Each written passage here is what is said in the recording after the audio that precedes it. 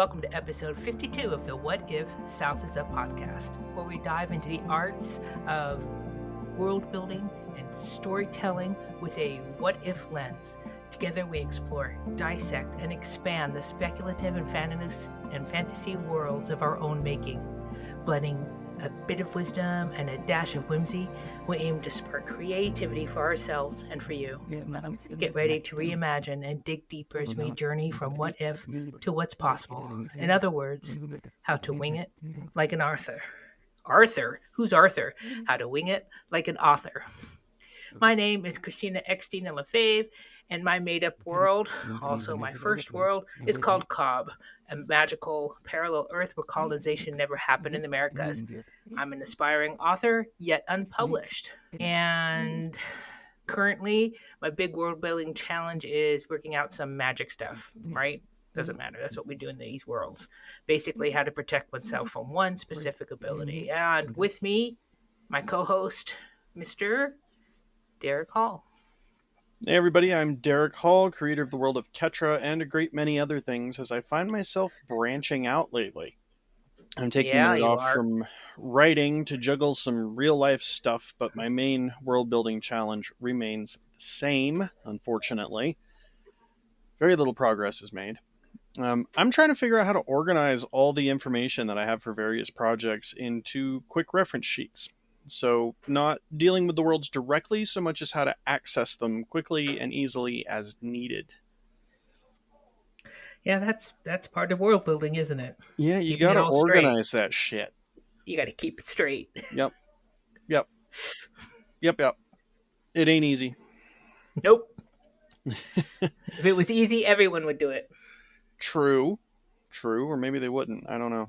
But sometimes I wish it was a little bit easier.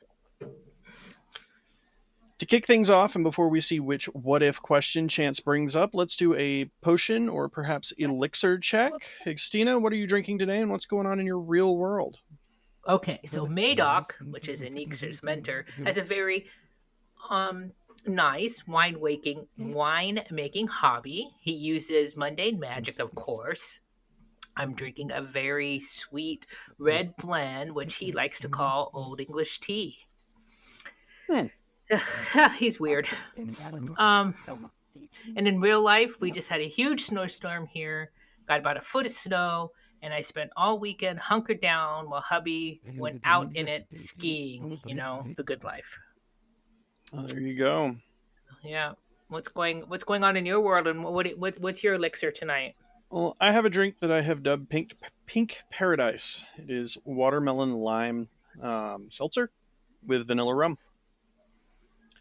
And real life wise, it's the seltzer is pink. Okay. it turns it pink. It tastes pretty good, but it's pink. Yeah,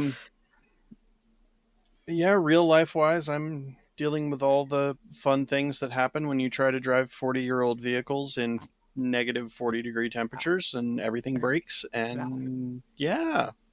Yeah, fun. Yeah, trying to deal with that, get the other rig roadworthy so we don't have to borrow a car from work and things like that. It's been an adventure, a very expensive adventure. So good life in Montana, man. Yeah, I need the drink. Yep. We are also sitting under a couple feet of snow and are supposed to get another 6 to 8 inches, I think, this week. So, well, good for you. Yeah, I don't want any. Spent a couple hours shoveling through the kid in a snowbank. It was great. I'm sorry. Hold on. Sorry, I had a battery glitch. Okay. Now that we have the elixirs worked out, they're in hand, let's talk world smithing. So, Mr. Hall, what breakthroughs, techniques, or tips have sparked new life into your world building or your story or lore? What's been going on? What do you have for today's World Smiths workshop? Well, the reference sheets are coming along nicely that I mentioned. Oh, that's good. Yeah. Yeah, they've grown from 2 pages to 6, but I think we're at a happy place right now. Mm-hmm.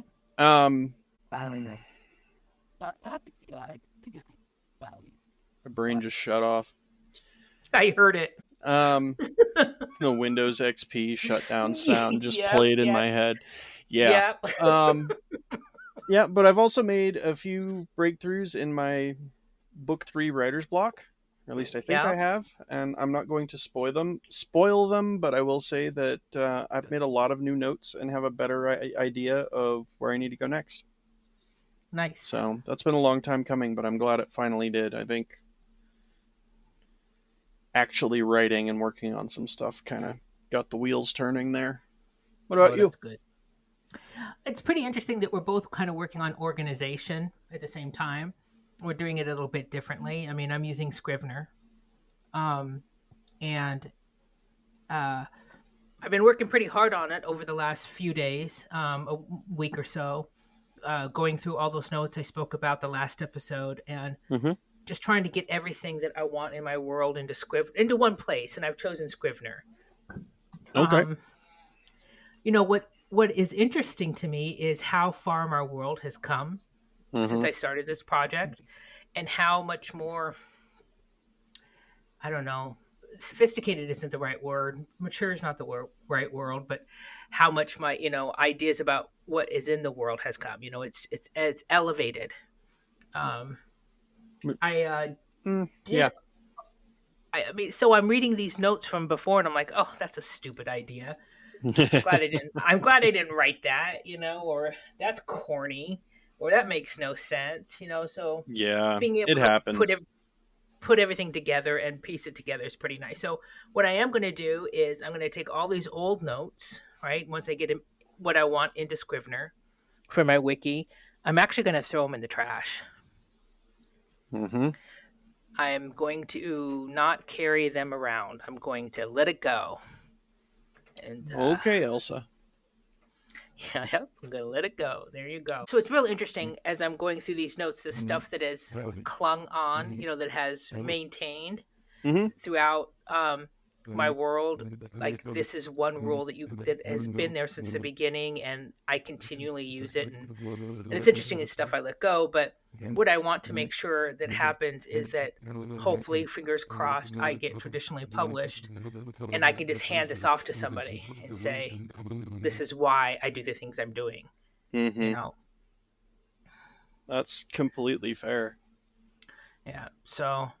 Yeah, and I also see those sheets as a way to, like, if you have an idea for a story but can't get to it right now, you can hang the bones on it and then just set it aside, and it's all there when you come back to it. Yep, perfect. And your sheets are really, really good in that, like you said, it's in the front of your 3-ring binder, but it's a quick reference sheet. Exactly, and that's what it's meant to keep it sparked. Yeah, keep you sparked. Yeah. Me doing this in Scrivener, that wiki, it's time consuming, it's deep, and it's thorough. And that is also necessary. I have that too. Yep. Yeah. We're just coming at the process from different ends. Absolutely, which we tend to do together. So. Yeah. Yep. All right. Well, as world builders, it is essential to keep our creative skills sharp by exploring other realms and stories. Since our last episode, which world have you been visiting, and through which portal did you enter? And most importantly, what did you take away from it? So I actually entered a portal through the TV to a portal fantasy, which is actually a Marvel's Agatha All Along. Oh, really? So during the snowstorm, I just sit there and watched it. I binged it. I binged it all day. And I started watching it, and the first episode, I'm like, oh my God, this is so bad. Oh, this is awful. And I turned it off, and I walked away. A few hours later, I said, all right, I'm going to watch this. I'm just going to get through this. And I got to tell you, as soon as the switch changes, there's just a moment that you just like, oh, this is great. This is really good. And it all comes together. And it is a portal fantasy. It really is. If you look at it from that perspective, I found it really good and very interesting. I don't know if I liked, well, when you have the ending of a story, it's called the resolution, right? So yep. It's about there was a long time spent on the resolution. And so the very, very, very, very, very, very last scene, whatever, I don't know if I really liked it, but I don't like how it wrapped up ended, but we'll have to see where it goes from there. But anyways, it was really good. I really enjoyed it. It took you way deep into world building, and it did something that I love in a book or in a story, is that you're really engrossed in the story, and then at the end they go back and they say, "Huh, look at all these things you missed," and then it all brings it back together, and you're like, "Oh my gosh, that's so brilliant!" And that's kind of what this did. It was really good. They pulled an Ocean's 11. Yeah. Yes, they did. Yes. Yes, and I love that. I love being caught by surprise like that. So, what about you? What worlds have you been diving into? The real world, unfortunately. Yeah. Been doing lots of research for a project, which means feeding my inevitable dad addiction with World War II documentaries. Mm-hmm. So lots of those. And honestly, that's about it. I haven't had time for much else. I would say fun times, but I'd be lying. That's my late night sit and chill. That and that's your kink, man. Still playing. Oh no, it's not. It's not a kink. You make it sound dirty. I'm not gonna knock your kinks. Not all kinks are dirty. Come on. It's only kinky the first time. But yeah, I've been doing that and still living out my cowboy fantasies, playing the Red Dead Redemption 2 because it's amazing. I think I'm nearing the end though, and I'm sad about it. So trying to tie up loose ends before I actually get there. Speaking of, I was just watching High Potential. Have you seen that TV show, High Potential? Mm-mm. So it's actually, how sometimes they make a TV show on BBC and they do it exactly here too. Yeah, it's one of them, and it's this story about a woman who has an eidetic memory, but she's also notices everything, and she's really good about putting things together. She's really good about solving puzzles, problems, whatever. Mm-hmm. She's a cleaner at a police department. She cleans at night, and she accidentally solves a case, and they hire her as a consultant, right? Okay. So she's brilliant. She's really funny. And what I found so interesting about watching it today, as a matter of fact, and I bring it up because I was sad to see that it was episode 13, so I have to wait till the hiatus is over to get the rest of the story. But right. She's the story. The writers pick out 3 very specific details, and she's able to fold things together from that, which makes me think of when we're writing our stories, right? Mm-hmm.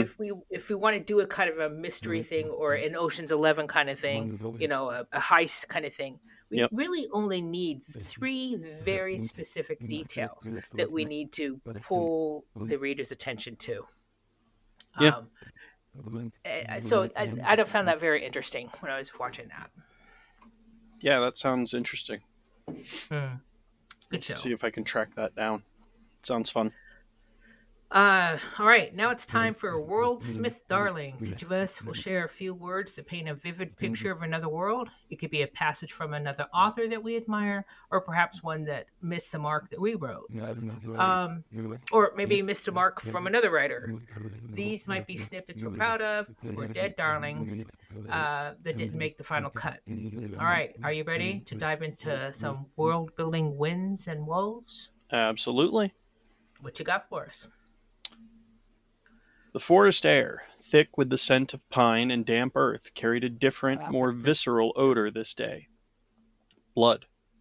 The crimson stains seeped into the pale bark of the birch trees, a ghastly tapestry woven by Prince Mal and his henchmen, as if the very forest itself had been defiled by the brutality that had unfolded mere hours before. The trees, once tall and proud, now stood as silent witnesses to the carnage, their branches etched against the sky like skeletal fingers. The earth, too, was sullied, the rust-colored leaves and ferns trampled and stained with the life force of the fallen. That definitely paints a picture. That's the goal. Yep, that's our goal. Definitely Mm-hmm. paints a picture. And that is an opening paragraph of a prologue that I wrote recently. Mm. Yeah. Of course, when you say Mal, all I can think of is Firefly. But Yeah, I get that. It has nothing to do with Captain Tight Pants, unfortunately. yes, I understand. As much as I love Captain Tight Pants, what do you have for us?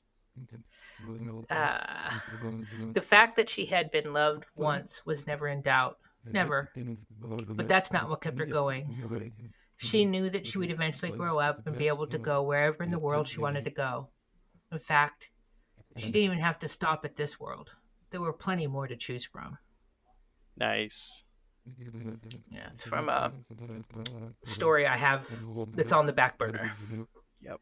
I have too many backburnered stories that I keep hopping between. Yeah, I like that. I love how, just in a few sentences, we definitely get the feeling in your world, this is on a planet, right, and Earth, and there's a you within a few sentences, there's been a war, there's somebody worried about it, you Mm-hmm. also in yours get a feeling of not urban, right? You get a sense of some kind of history there. Yep.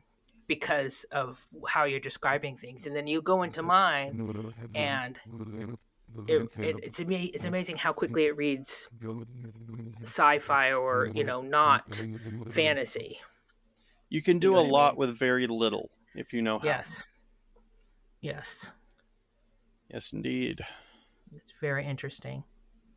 And now it is time for the main event and our favorite game, World Builders Roulette. Each week, we place the fate of our worlds in the hands of the D20, letting it choose from our list of wild, speculative, and magical scenarios. Will this week's roll transform our worlds or inspire an entirely new one? Only the dice know, so let's see where they lead us. Are you Guess what I ready? found? Guess what I found? Guess what I found? What'd you find? My D20. Oh, okay. I'll put mine away then. Give it a Okay. break. You sound excited. I sound excited. Okay, ready? Yep. All right, here goes. Okay, drum roll, please. I got a 8. 8. Number 8. What if shadows had minds of their own and could act independently of their owners? Oh, a little bit of Peter Pan there. So when can they act independently? Hmm. What if shadows had minds of their own and could act independently of their owners at night? Yeah, I took some creative license. Leave me alone. Don't call me out like that. So I like this. Immediately in my head, I imagine or I picture, as soon as there's no light in a room to cast a shadow, that's when a shadow is free. But if Okay. there's no light to cast a shadow, there isn't a shadow. Well, this is what I mean. So as long as there's light to cast a shadow, the shadow is not free to act independently. But the Okay. shadow actually never goes away, right? It only Right. shows because of light. Well, see, this pulls my brain straight to He Who Fights with Monsters, that book series that I've been reading for like 3 years now. Because the main character has a familiar, and it is a shadow familiar. It lives in his shadow, and he can call it out. Oh, interesting. Yeah. And it can also, it has multiple bodies, and he can leave a body in someone else's shadow and spy on them, or as like a messenger to send messages to them from far away, or that sort of thing. Very useful, very interesting, and kind of unique. But I love this idea of the idea of the shadows being able to become independent when there's no light to cast them, to mm-hmm. show them, and then they go out and they're like they have a life of their own. So as soon as there's no light, they can go out and they can see their girlfriends or their boyfriends, and they can go out and they can do all the things they want to do. And as light comes back on their attached owner or whatever, mm-hmm. they're drawn back, right? Mm-hmm. So I mean, imagine being a shadow and you're playing with your shadow buddies, and all of a sudden they disappear, and that's because the attached human turned on the bedroom light. Yeah, How annoying would that be? Um, that would be interesting for sure. but to do a story from the perspective of those shadows would be interesting. I'm sensing a mid-grade Middle grade? story. Yeah, I'm sensing a middle grade story of some variety. What if the shadows inhabit a parallel dimension and the shadow is just all we can see of the other dimension, but they're basically full-fleshed beings on the other side? I also like the idea that somebody can send their shadow to do their deeds. It's a fun concept. You could do a lot with it. I don't see it being useful at all in my world, but it's still a fun concept. I think I could play with this in my world, but not this story. But I like this idea, and you know what? I might be able to fold it into something else I'm thinking of. I'll have to jot this down, but I think I can make. I think that this concept, one of the concepts I'm talking about, could work in my world. These sentient shadows, and what if it wasn't just shadows of people? What if tree shadows? What if tree shadows could? Well, that's kind of where my mind went with like the parallel dimension kind of thing. Like kind of like the Upside Down from Stranger Things. Like it's exactly the same but different. Yeah. I could definitely see a middle grade fantasy in here somewhere. Maybe I'll have to try my hand at middle grade. Well, there you go. I'd have to read some first. Yeah, middle grade's hard. I haven't read middle grade since elementary school. Speaking of marketing genres, I'm reconsidering writing my book for YA. Oh yeah, you're gonna jump it up? I don't know if I'm particularly going to jump it up as much as there's some rules about YA, and one of those, and I know that there's no such thing as rules, but typically, correct. If you're going to be marketable or sell to the traditional or something like that, YA tends to be done. Are you still there? Good. Yeah. One YA tends to be done in a single POV. Mm-hmm. And when there is a dual POV, it's generally lovers or something like that, friends or something like that. Yeah. But I don't know. I'm thinking, when I have to get back into writing it and see if I can tell the story in one POV. I'm not worried about the age of the reader. I'm more worried about the quote-unquote rules for the marketing genre.